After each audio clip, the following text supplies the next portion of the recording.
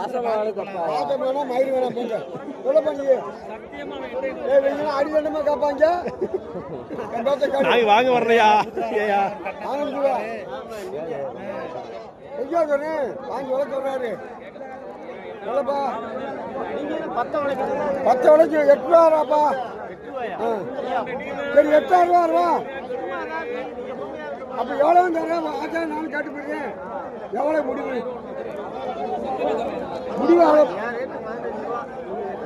ஒரே விலை தான் 9 ரூபாப்பா